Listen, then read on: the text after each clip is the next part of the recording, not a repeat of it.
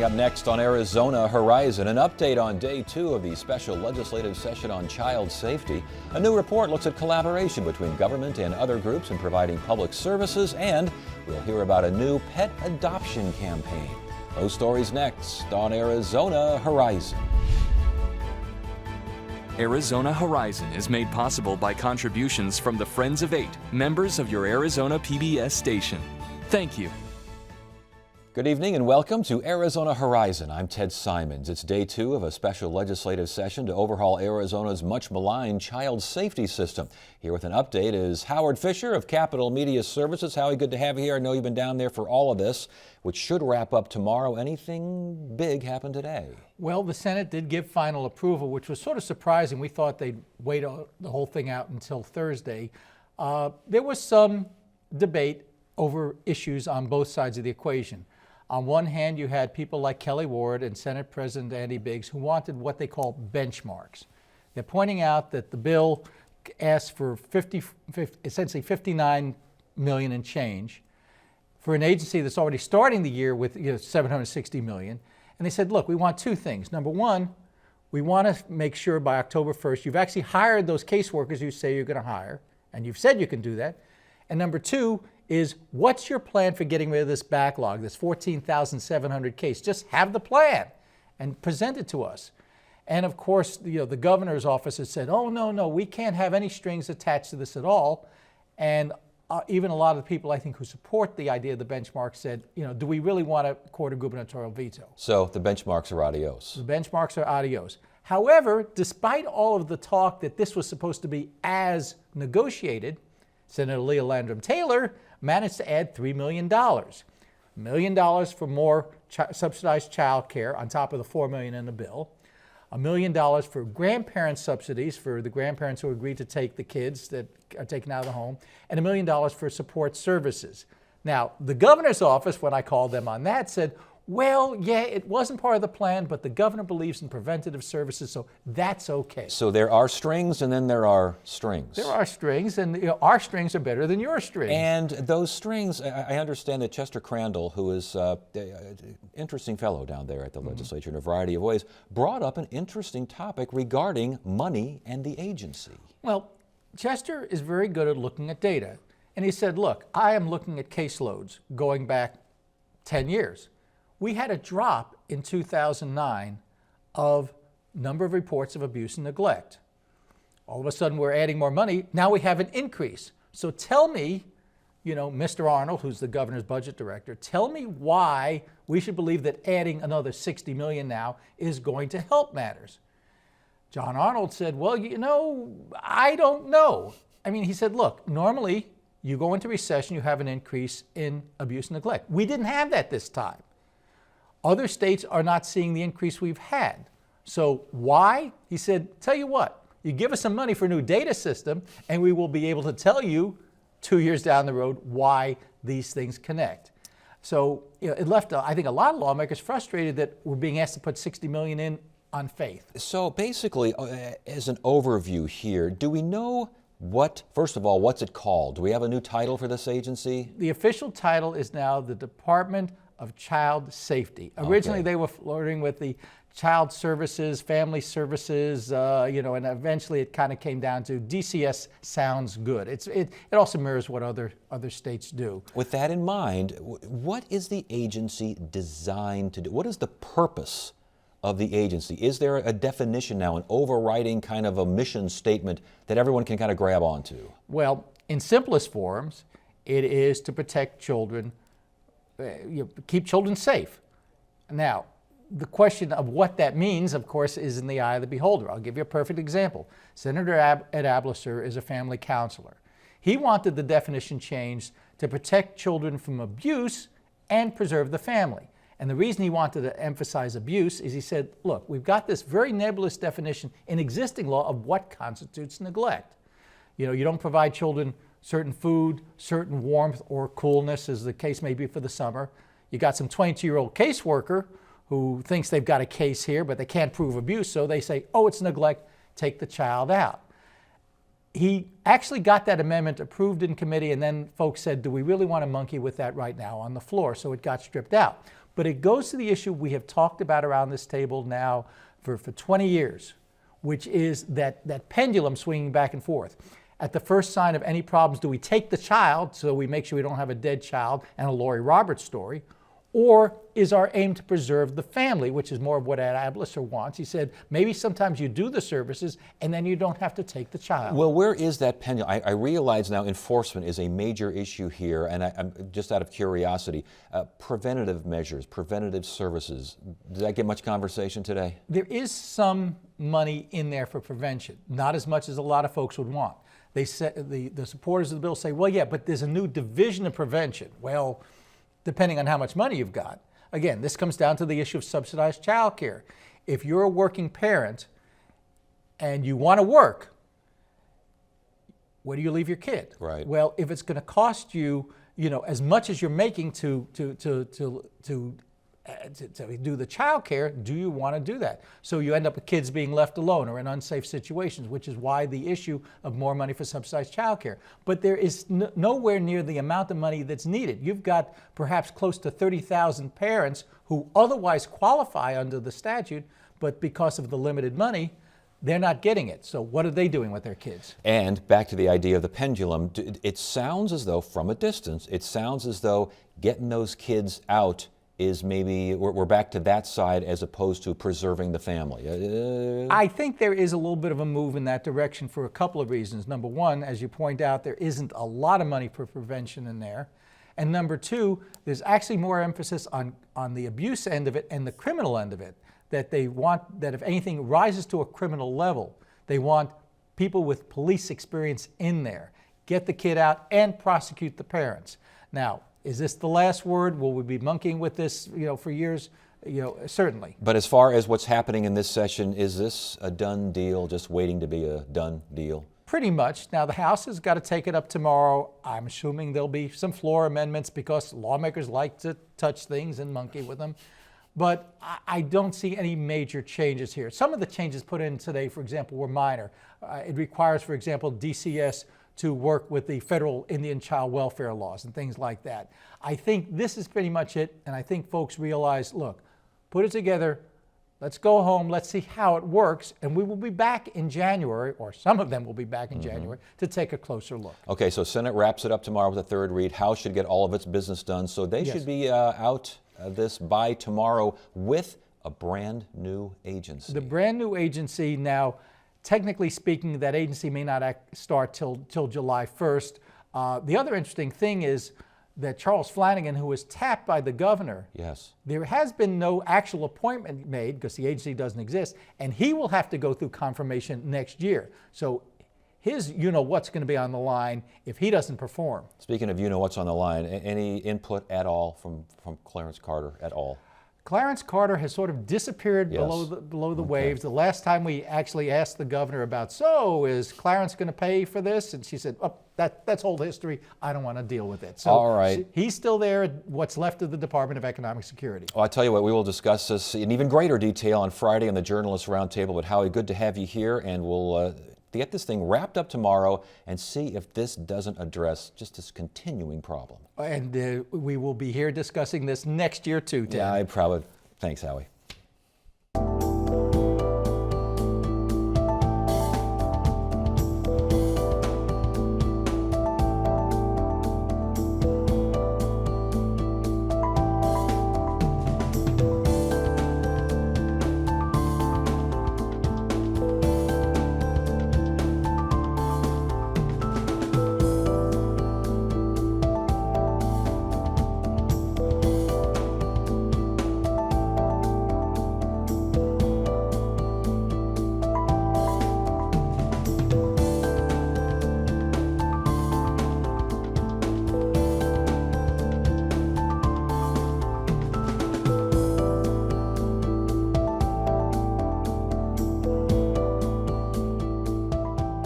Get the inside scoop on what's happening at Arizona PBS. Become an 8 Insider.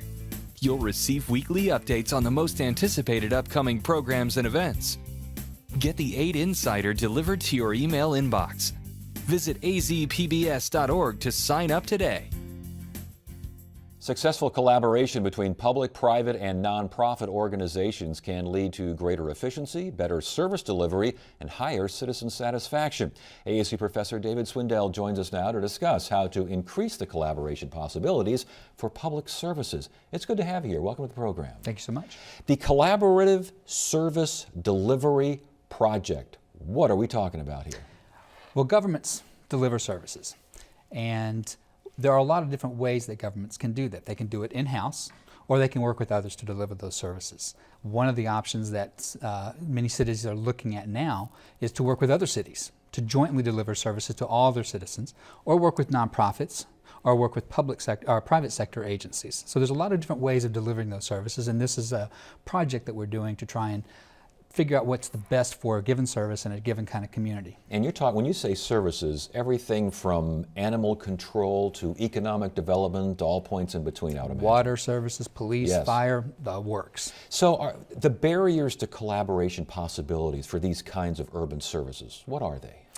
Well, the barriers are that it's tricky when you have multiple moving parts. When it's all in-house, the city manager or the mayor in a strong mayor city will have direct control over that. But when you've got partners, they have their own agendas, they have their own bottom lines that they're trying to meet, and so they may have their own citizens that they're trying to satisfy. So you've got multiple moving parts. It makes it a little more difficult to coordinate. Interesting. So in terms of increasing efficiencies, if that is the goal, give us an example of how that goal can be met. Well, increasing efficiency is one goal. Effectiveness, equity, those are all goals, but efficiency is when we're trying to produce a service at a lower cost without sacrificing quality. And so one of the ways that we can do this is through what we call economies of scale. Certain kinds of services can be provided at a lower cost when they're provided at a larger scale. So take, for instance, in police services, a forensics crime lab. That's an expensive piece of capital to have. So instead of a bunch of little suburbs around a central city having their own crime labs, why not everybody get together working with the central city, have one crime lab that they all share the costs and operations of? The operative phrase there was, why not get everybody together? That's the trick. You asked me what the barriers were, and that's one of them. Well, talk about that. How do you work that dynamic? How do you get everyone together? They have to see their shared benefit that comes from this. And in a true collaboration, they have to share costs and benefits. And if they're not sharing in those benefits, it's going to be really hard to keep them at the table. And it's also hard, I would imagine, even for something like that, just the governance structure of it all. Yeah. How does that play into it? And again, are we talking about folks that have to maybe shift their mindset a little bit to see collaboration as opposed to a more provincial kind of mindset? Well, we're seeing a lot of experimentation going on in cities across the country right now, and it was accelerated by the recession.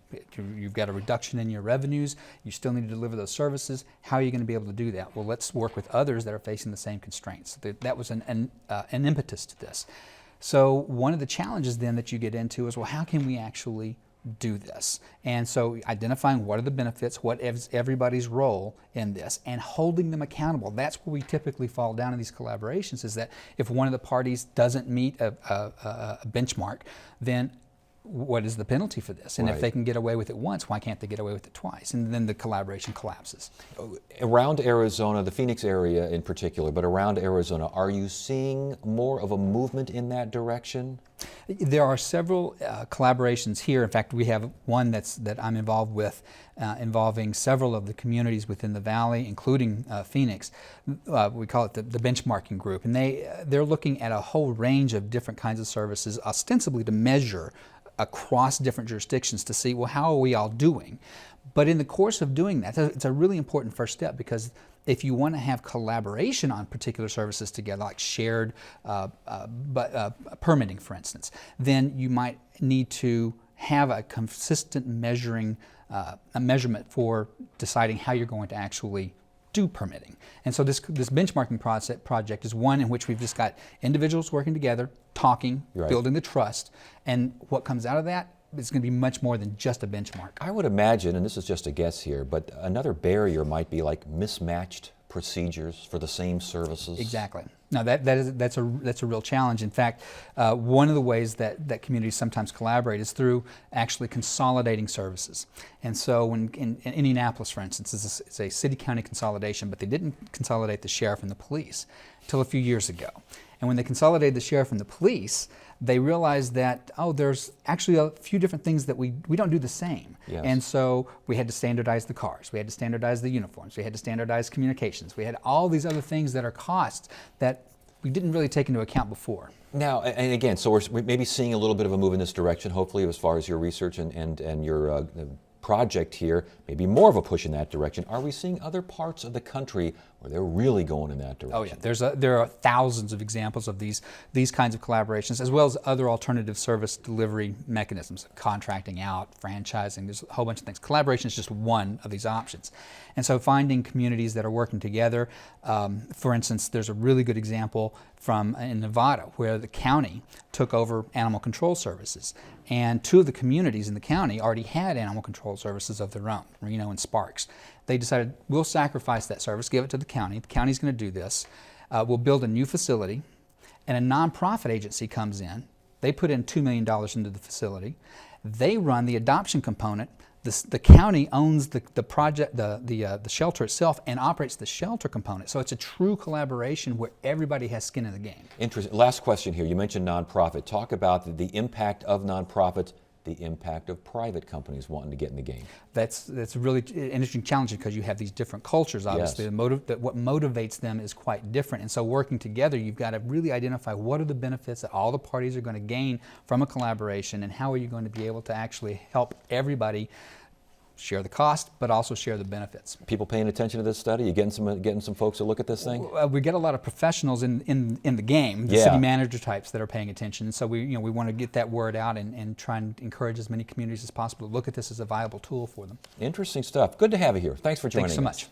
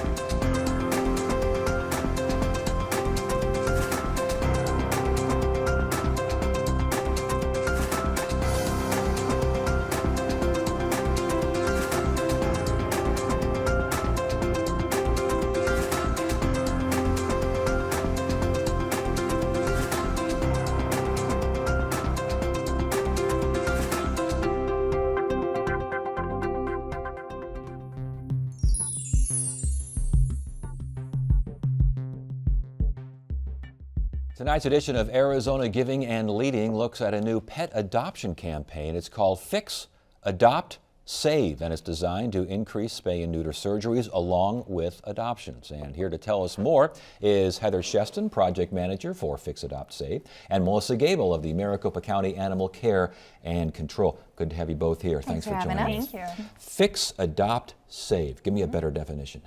That is a 3-year collaborative initiative in Maricopa County aimed at ending pet homelessness. We have 7 of our local animal welfare organizations working together through increasing adoptions at our local shelters and rescue groups, and increasing our spay-neuter services available throughout Maricopa County. How do you do this when I would imagine that's a year-long, 24/7 kind of a process? What's different about this campaign? The difference for the Fix, Adopt, Save campaign is the collaborative initiative. All of these organizations have already been doing a lot of this stuff throughout the county, but now they're working collaboratively to make a bigger impact. And it sounds like there's a focus on pit bulls, on chihuahuas, on cats. Is that true? Yep. Those are what we consider our high-risk breeds. So we have a lot of them coming into our shelters, and we have very few of them making it out alive. In fact, last year we had a little over 30,000 cats come into our shelters, and about 40% of them made it out alive. Pit bulls, chihuahuas, and cats. What's going on here? I understand that next to Los Angeles County, we have the most in terms of animals turned in. What's happening out there? We do, and I think part of the issue here in Arizona is the animals can breed year-round just because of our climate. And we also find, for instance, with chihuahuas, you go through that Paris Hilton trend where she has a chihuahua, Beverly Hills Chihuahua comes out, everyone wants a chihuahua. Then the novelty wears off and those animals are brought to the shelter. They're wandering the streets, they're overbreeding, they're overbred, and those animals are coming to us. And let's face it, pit bulls at this particular point in time are a lot harder to adopt than some of the other dogs. Indeed, and I talk about cultural issues as well, because I understand Hispanic population maybe not as likely. I think they did research on this, showing that Hispanic families and those pet owners not as likely to spay and neuter. What's that all about? You know, I think that it's just, like you said, it's a cultural issue, but we found that it's just an educational issue. If we go out to those neighborhoods and we explain this is why you should spay and neuter, and these are the benefits of spay and neuter, they're very open to doing it. They just aren't aware of why they should. So we're making some efforts to go out and educate the community, and then to also provide those spay neuter services at no cost to certain areas of town where we're seeing a lot of pit bulls and chihuahuas. How best do you educate folks on this? What do you do? Well, we've been doing a large-scale media campaign, so getting out there to, you know, to the televisions, to radio, especially the Spanish-speaking community, just letting people know that these spay-neuter surgeries are available for free, and they're available throughout Maricopa County. It's really easy, and they can do it. And as far as adoptions are concerned, how best to increase adoptions? I mean, some folks, they see a dog, they want that kind of a dog, they think it's a purebred, they don't realize, you know, all the obligations, and you got so many wonderful animals just waiting to be adopted. How do you get those animals out of there? Absolutely. So more specifically, the Fix Adopt Save campaign focuses on increasing funding for behavioral and medical treatment for dogs, so animals that might have come in that wouldn't have otherwise had the funding to take care of them, and then increasing kitten fosters, so kittens that come into the system that need to go immediately to foster homes and thus become available for adoption afterwards. But people really need to know that we have all types of breeds and all kinds of animals in the shelter system. If they're looking for something particular, we have it, and they're a great value.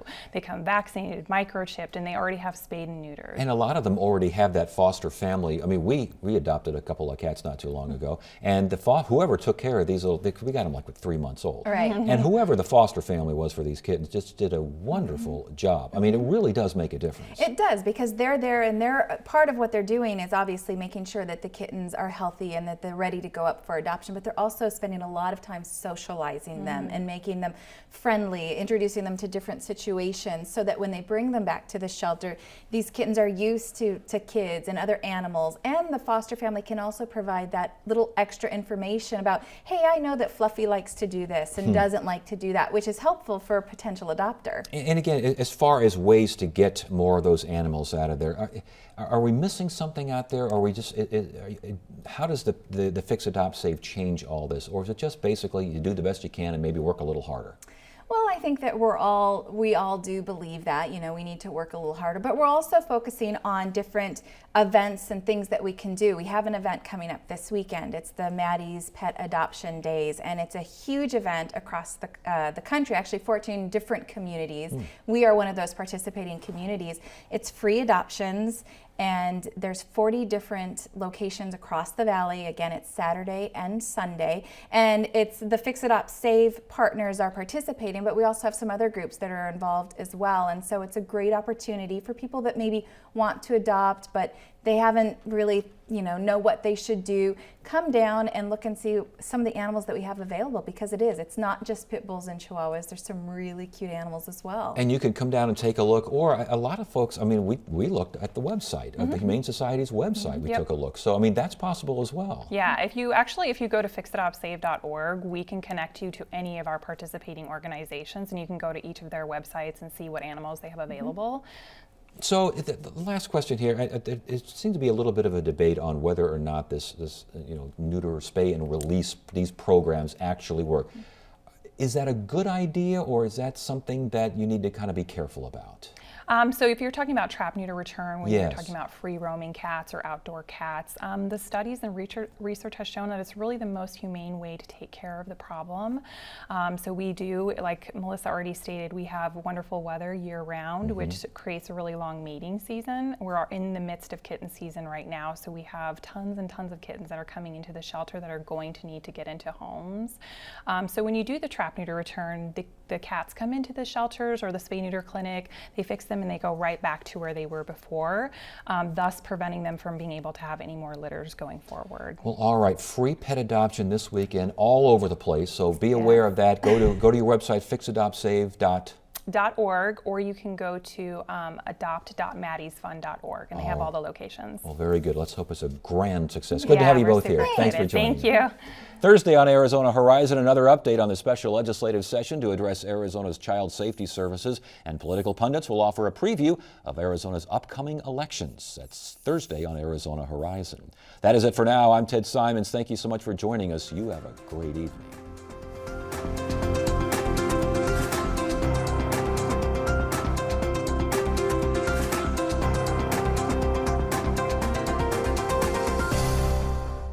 Arizona Horizon is made possible by contributions from the Friends of 8, members of your Arizona PBS station. Thank you. The Global Institute of Sustainability is the heart of ASU's sustainability initiatives, advancing research, education, and business practices for an urbanizing world. Learn more about ASU sustainability at sustainability.asu.edu/TV.